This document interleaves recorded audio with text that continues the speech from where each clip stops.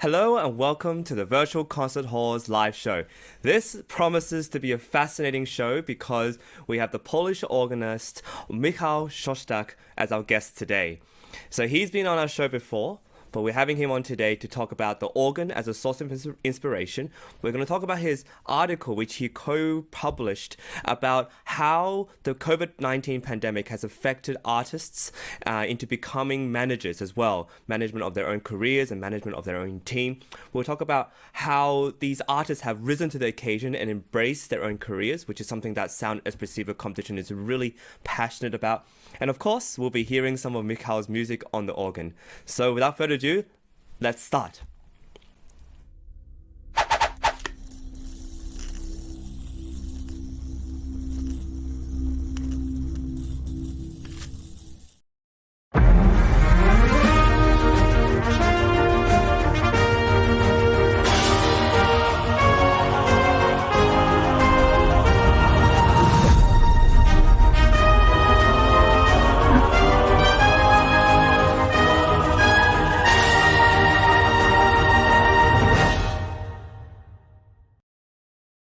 So Michał Szostak is an incredible concert organist, researcher, improviser, scholar, and musician from Poland. He earned his Doctorate of Musical Arts in organ performance at the Fryderyk Chopin University of Music. He has studied in Italy, in the UK. He has performed recitals all over Europe, North America, South America, Asia, and Africa. His publications can be found in the prestigious organ magazines in the UK, Canada, and USA, including the likes of Vox Humana, Organ Canada, the Diapason, and the British The Organ. He has a master's and PhD in the area of management. He teaches at two Warsaw universities, the University of Social Sciences and the Collegium Civitas. He was formerly the musical director and principal organist at the Sanctuary of the Virgin Mary in Liechtenstein, where the largest organ in Poland is. He has recorded CDs and written a book called The Organ as a Source of Inspiration. So without further ado, let's welcome Michal Szostak to the virtual stage.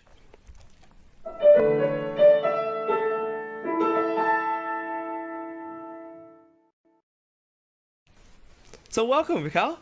It's such a pleasure to meet you. Good morning, good afternoon, good evening from Warsaw. From all over the world, yeah. So right now, Yes. I'm in Sydney, Australia. And where are you right now, Michal? I am in Warsaw. We are finishing Wednesday, the 13th of October. Well, that's quite a impressive set of achievements you have there, and it's just incredible. We were talking before a little bit on the show about how many cups of coffee do you drink, Michal, to be able to achieve all of that, and you don't drink any coffee. You just go on No. long walks, right? This is a pure natural situation, no coffee. Which is actually really astounding to me because I don't sometimes feel like I can function unless I've had some Without coffee. coffee. So. Yeah. So before we dive right into the article you co-wrote and co-published in March 2021, is there anything else that you've done, like maybe climb Mount Everest, that you've achieved in your career that you like to showcase as well? Is there anything else that you've done that you feel you want to talk about? No, I have not visiting Mount Everest yet, but we will see what will happen next. But after this article which you mentioned, I published a few other articles. So those activities which are possible to do during the pandemic, minor restrictions or a little bit deeper restrictions. I try to act, I try to play concerts where I can go without any limitations. So I try to live normally as I can. Well, you live more than a normal life. I think you live a very productive and a very rewarding life, and it's just a really amazing to me. So I can't wait to get this. Let's get this show on the road. Let's begin with the article you published with Łukasz Sulkowski, and that's the title of Identity Crisis of Artists During the COVID-19 Pandemic and Shift Towards Entrepreneurship. So can you tell us a little bit about this this article that you co-wrote? Yes, so this article is one of the results of my research done with Professor Sulkowski.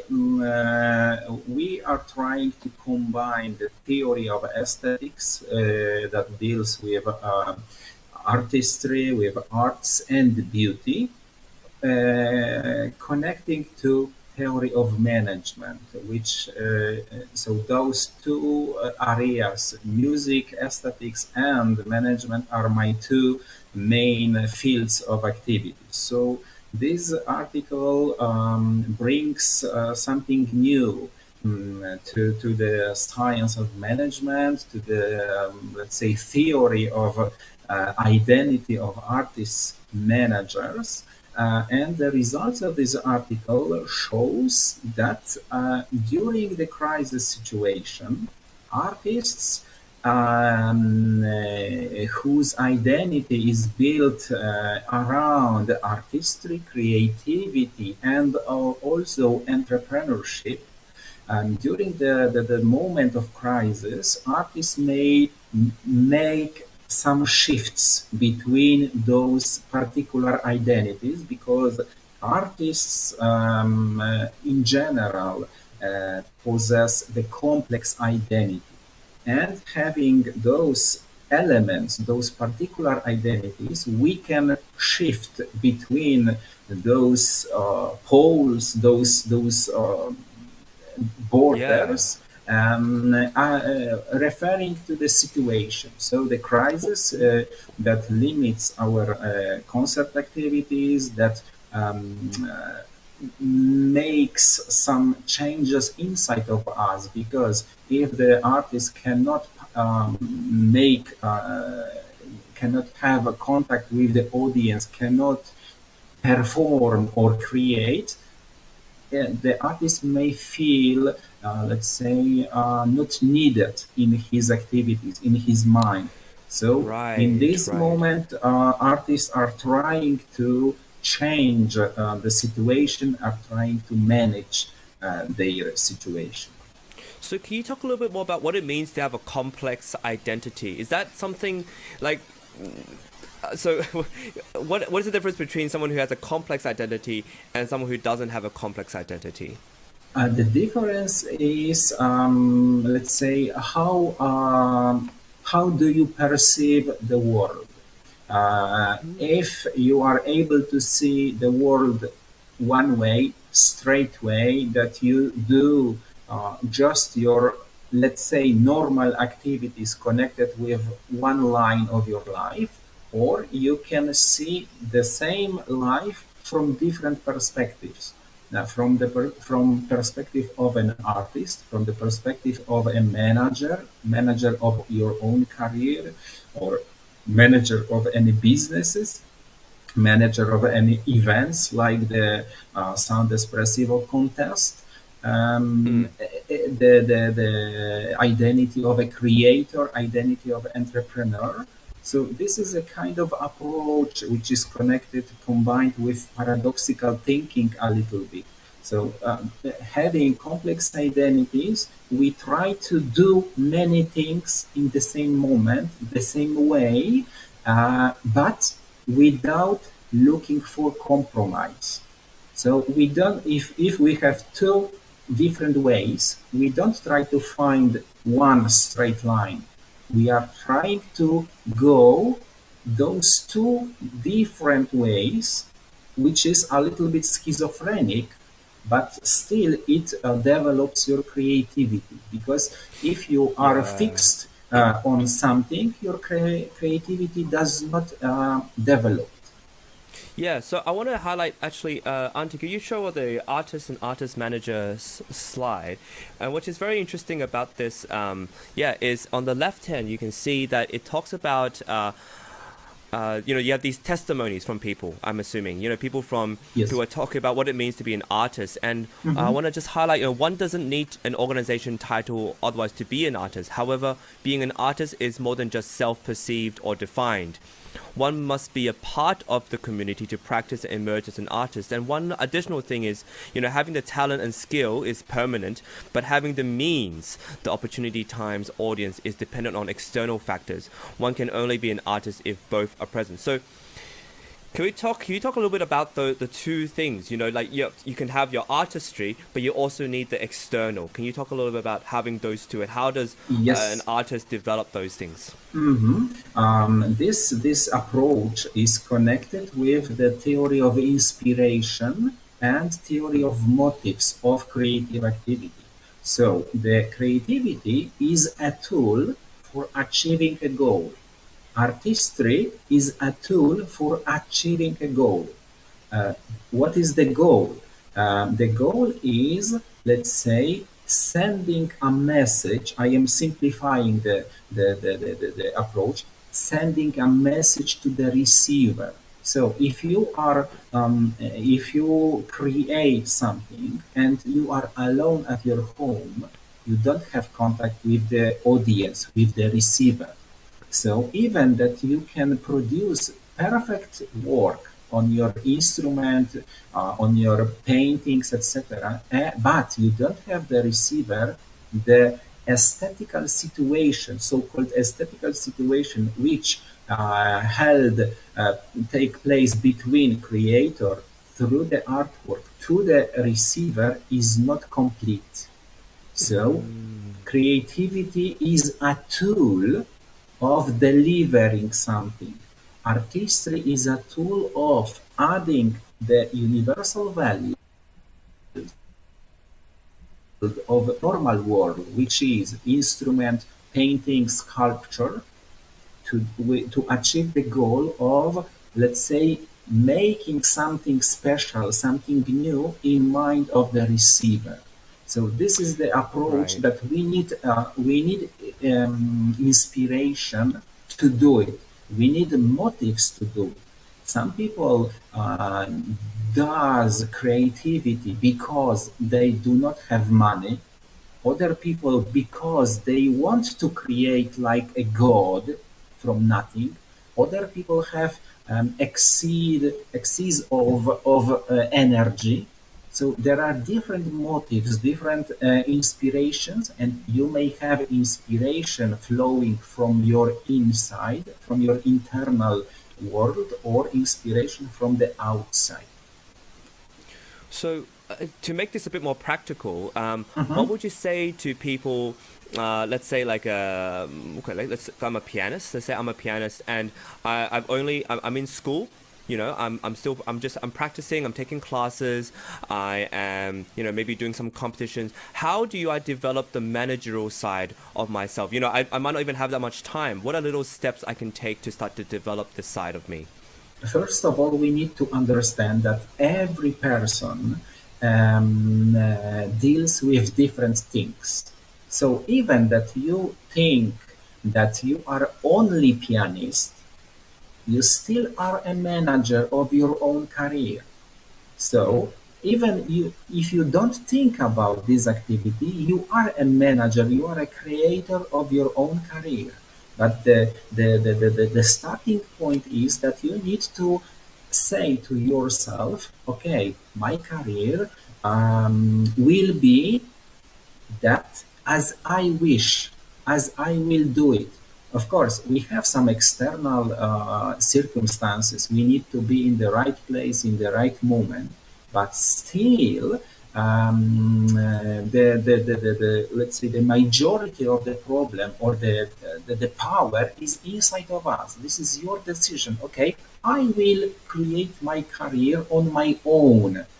I will push it in this direction. So what to do? First of all, to understand that if you want or you don't want, you still are a manager. So if you will not develop your managerial side, you are losing something.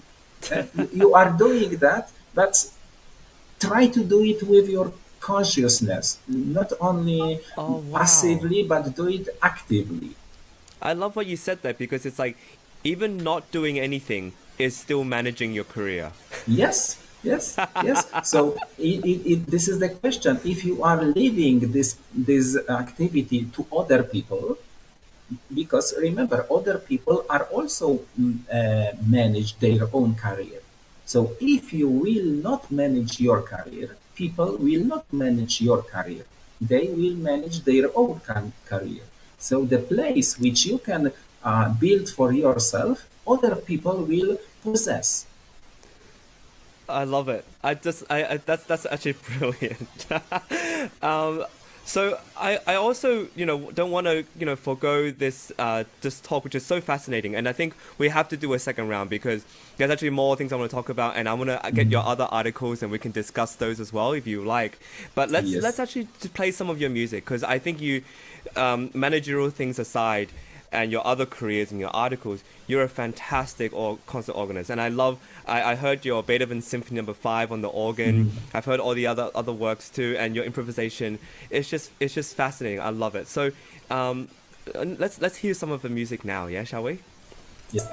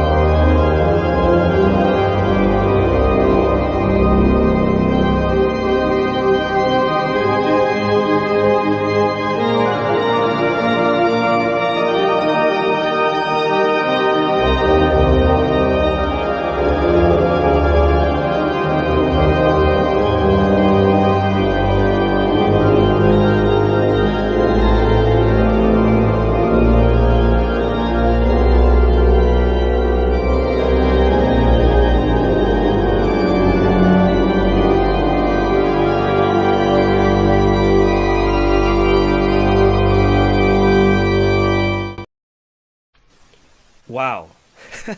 I only wish we had time to hear more of it. It's fantastic. And what's funny is okay. Well, let's talk about this because your book, The Organ as a Source of Inspiration, which we can probably talk a lot about as well. And Ante, if you can show some of the slides of the his beautiful cover and look, this looks beautiful. The Rebirth of a Giant. Can you talk a little bit about what inspired you to discuss this, to talk about this, or write a book about it? Yes, so this kind of books is not, let's say, result of the moment. This is the result of many years of research, many years of artistic activities. So the spine of this book is my doctorate thesis about the organ as a source of inspiration, which were created around the CD recorded on the largest organ in Poland, 157 stops. So Wow. let's say that the normal organ is about 30, 40 stops. So this Wow. organ is 157 stops. This is, so let's say, three, Five four times, organ. yeah. Yes, as a normal organ, but this is That's amazing. the one huge symphonic instrument. And Incredible. how the instrument may inspire the instrumentalist. Of course, this book is about organ for inspiration for organists, but not only organists may find something interesting. So, as you are the piano player, so the piano may also inspire you. Maybe not so deeply like the organ, because each organ is different. So, if you are going to play different instruments, all the time you will find something new. Even that you are playing the organ which was produced by the same company, which is similar in the size, for example, it will sound differently in different spaces. So, like this toccata improvised in the very beautiful church in Terezin in Czech Republic. It was my last concert a few days ago.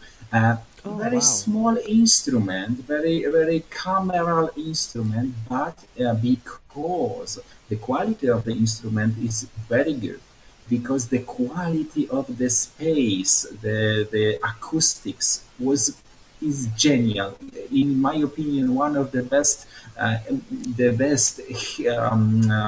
sounding instruments on which I have played. You Wow. have inspiration. So Yeah. sitting on this kind of situations, you see the instrument, you see its size, you see its quality, you have also your own mood, you have the environment, you met some people before, you will meet another people after that, and the situation creates its own character, its own, let's say, music. So in this kind of situations, when I have some time, I can play any kind of improvisations, which also allows me to understand the organ, this particular instrument, to be familiarized with this organ. I like to record these situations, and many times, and always, I can say that I create something which, after listening it, I am a little bit shocked. That's I after that I am the receiver of my own production. Yeah. So this is very not so not so common situation. Yeah. So, I and like that idea a lot. I like that mhm, because it's like when you improvise, you're creating. But what you get to do when you listen to your improvisation is you, because I improvise it on the piano as well, and mhm. it's almost like you're receiving someone else talking to you, but it's yourself. You know, and so it's always so interesting to hear yourself improvise and hear I what happened agree. there. I agree, Mm. but and this is also a theory of aesthetics that says that you need some time after performance to, let's say, lose your connection with your artwork as a producer, as a creator, to be a receiver. For example, I Wow. have my experience that if I am recording something and then immediately I am listening to it, my perception of this music is in majority of cases very low, because I Mm. hear all mistakes, I hear all Right. hesitations, but I need a few days or weeks, and then when I try to listen it, this is totally new piece for me, and I am forgetting about those small, let's say, hesitations, and Yeah. I am using this piece as a receiver. It's interesting how it's about the ego as well. Like you let go of that Mhm. ego and you're like, okay, look, Yes. let's look at this in a more objective point of view. So no, thank you so much for this. Look, I definitely think we need a second conversation. No We barely problem. touched on this book. We barely touched on the Mhm. article, and so next time. Let's talk about your newer articles. Let's talk more about organ and Sure. improvisation because I love this idea. I think it's so inspiring, Mhm. like you said, that we can gain inspiration not only from the instrument but the Yes. space we perform in, but also, you know, what we had for lunch and the interactions we had with the people sure. around us. Everything just starts to seep in. And I think improvisation allows you to be really vulnerable with your art, and it really shows a lot of who you are. So I want to say thank you. Thank you for being on the show. Much. Thank you, Ante. Where can people find you? Where can people find your music, your work? So the first step would be the best on my website, michalszostak.org. Everything is written there. There are contacts to me personally.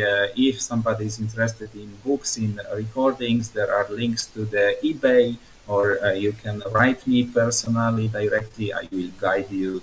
So the best way will be through the Amazing. webpage. All right. Thank you so much, Thank Michal. you very much. Thank you, Thank Ante, you. all the producers and people behind the show, and we'll see you soon. Thank you Thank very you. much. All the best. Bye-bye. All the best. Thank you. No matter where you are or who you are, music connects us all. We started with a dream, but now we are paving the future. Welcome to the Sound Espressivo Global Competition. Fully virtual, yet bringing musicians closer together than ever before, now on a global scale. True live, inclusivity, diversity, connection, community, an extraordinary array of judges. Get noticed by companies all over the world. Prizes, scholarships, performance opportunities.